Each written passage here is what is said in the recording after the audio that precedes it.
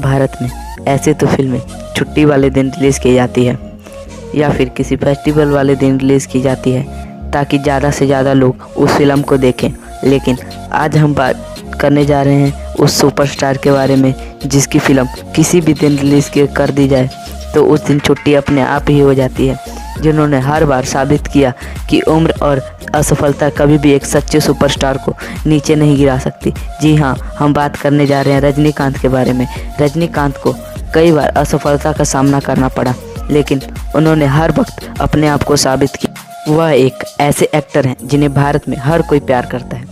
जैसे जैसे रजनीकांत बढ़ते जा रहे हैं वैसे वैसे उनकी महानता भी बढ़ते जा रही है। आज हम आपको साउथ और बॉलीवुड के सुपरस्टार रजनीकांत के बारे में बताने जा रहे हैं, जिन्हें लोग सिर्फ एक्टर और सुपरस्टार का दर्जा नहीं बल्कि भगवान का दर्जा देते हैं। यहाँ तक कि दक्षिण भारत में इनके नाम पर कई मंदिर भी हैं जहाँ लोग इनकी पूजा करते हैं। मुझे नहीं लगता कि इस तरह का प्यार किसी एक्टर को भी दिया जाता है, लेकिन इस अद्भुत सफलता के पीछे बहुत बड़ा संघर्ष और दुख छिपा हुआ है। तो चलिए आज हम शुरू से रजनीकांत के जीवन के बारे में जानते हैं। रजनीकांत का जन्म 12 दिसंबर 1950 में कर्नाटक के बेंगलोर में एक मिडिल क्लास फैमिली में हुआ था। उनका रियल नाम शिवाजी राव गायकवाड़ है। रजनीकांत के पिता का नाम रामोजी राव गायकवाड़ है, जो एक पुलिस कांस्टेबल हैं, और उनकी माता का नाम जीजाबाई, जो एक हाउसवाइफ थी। 4 भाई बहनों में रजनीकांत सबसे छोटे हैं।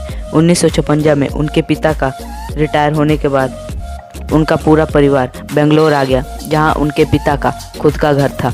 6 साल की उम्र में रजनीकांत ने admission Govindpuram government primary school में कराया गया, जहां उन्होंने अपने स्कूल की पढ़ाई की। बचपन से वो पढ़ाई में बहुत अच्छे थे। रजनीकांत के परिवार में सब एक दूसरे से मराठी में बात करते थे, जिससे रजनीकांत को मराठी का ज्ञान तो अपने घर में ही हो गया, साथ ही साथ उनके घर के बाहर बेंगलोर का लोकल लैंग्वेज भी सीख लिया था। जब रजनीकांत केवल 9 साल के थे तभी उनकी मां की मृत्यु हो गई। फिर रजनीकांत एक मठ में भेज दिया गया, जहां उनको पढ़ाई लिखाई के साथ साथ भारतीय संस्कृति और वेदों का भी ज्ञान हो गया। मठ में रहते हुए उन्होंने नाटकों में भी पार्टिसिपेट करना शुरू कर दिया। एक बार उन्होंने महाभारत में एकलव्य के दोस्त का रोल निभाया था। उनके इस एक्टिंग को लोगों ने बहुत पसंद किया और इस तरह रजनीकांत का इंटरेस्ट एक्टिंग में और बढ़ने लगा। 6th क्लास के बाद उनका एडमिशन आचार्य पब्लिक स्कूल पाठशाला नाम के स्कूल में हो गया, जहां उन्होंने आगे की पढ़ाई की और साथ ही साथ वो एक्टिंग में पार्टिसिपेट करते रहते थे। और रजनीकांत एक्टिंग की तरफ इंटरेस्ट होने के कारण उन्होंने अपना करियर एक्टिंग में बनाने का सोचा, पर उनकी शिक्षा पूरी होने के बाद उनके घर की आर्थिक समस्या बिगड़ने लगी और रजनीकांत ने अपने घर की सहायता के लिए छोटे छोटे जॉब किए, जिसमें कारपेंटर और कुली का काम भी शामिल है। फिर उनके मेहनत को देखते हुए उन्हें कंडक्टर की नौकरी मिल गई, जिससे उनके परिवार की आर्थिक स्थिति थोड़ी सी ठीक हो गई। अब वो एक्टिंग से थोड़े से अलग तो हो गए थे, लेकिन वह पैसेंजर में अलग अलग तरह की एक्टिंग और अलग अलग तरह की सीटी मारने के कारण काफ़ी फेमस थे। अभी तक वो बस में कंडक्टर की नौकरी करते थे, लेकिन वह उनके पैशन से बहुत अलग था। फिर रजनीकांत ने एक्टिंग सीखने की बात अपने परिवार में की। उनके परिवार वालों ने पैसे ना होने के कारण उनका सपोर्ट नहीं किया, लेकिन रजनीकांत के एक साथ काम करने वाले एक दोस्त राजा ने उनकी एक्टिंग के तरफ पागलपन को देखा था और इसी वजह से उन्होंने मद्रास फिल्म इंस्टीट्यूट में रजनीकांत का एडमिशन के लिए उनकी पूरी मदद की। और फिर रजनीकांत ने कंडक्टर की जॉब छोड़ दी और 1973 में एक्टिंग सीखने लगे और साथ ही साथ एक्टिंग भी किया करते थे, जिससे इन्हें थोड़े मोटे पैसे मिल जाते थे। एक बार एक नाटक के समय एक फेमस डायरेक्टर बालाचंद्र की नज़र रजनीकांत पर पड़ी और वह उनकी एक्टिंग से बहुत प्रभावित हुए। उन्होंने रजनीकांत को अपनी एक तमिल फिल्म के लिए साइन कर लिया और साथ ही साथ उन्हें तमिल सीखने का सुझाव भी दिया।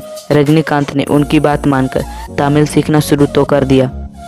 उसके बाद 1975 में बालाचंद्र के तमिल फिल्म अपूर्वा रंगागल में रजनीकांत ने अपनी फिल्मी सफ़र शुरू किया। इसमें उन्होंने एक विलन का रोल निभाया था। वैसे उनका रोल कोई खास नहीं था, पर हाँ इतना तो था कि लोग उनकी एक्टिंग को पहचान सकें। उनकी एक्टिंग के दम पर उन्हें उसी साल एक और फिल्म कथा संगमा में रोल मिल गया उसके बाद उन्होंने कभी पीछे मुड़कर नहीं देखा। उन्होंने अपनी यूनिक एक्टिंग से बहुत बड़ा मुकाम हासिल किया। रजनीकांत ने अपने साथ पढ़ने वाली लड़की से शादी कर ली, जिसमें कॉलेज मैगजीन के लिए उनका इंटरव्यू लिया था। 26 फरवरी 1981 में आंध्र प्रदेश के तिरुपति में इन्होंने विवाह कर लिया। आज उनकी 2 बेटियां हैं, जिनका नाम ऐश्वर्या और सौंदर्या है। उनकी पत्नी एक स्कूल चलाते हैं। उनकी बेटी ऐश्वर्या की शादी एक्टर धनुष के साथ 18 नवंबर 2004 में हुई। रजनीकांत को अपनी बहुत से फिल्मों के लिए बहुत से अवार्ड मिले। उन्हें ज़्यादातर अवार्ड तमिल फिल्मों के लिए मिले। हम उम्मीद करते हैं कि आपको वीडियो अच्छी लगी। अगर वीडियो अच्छी लगी तो लाइक करना और चैनल को सब्सक्राइब करना।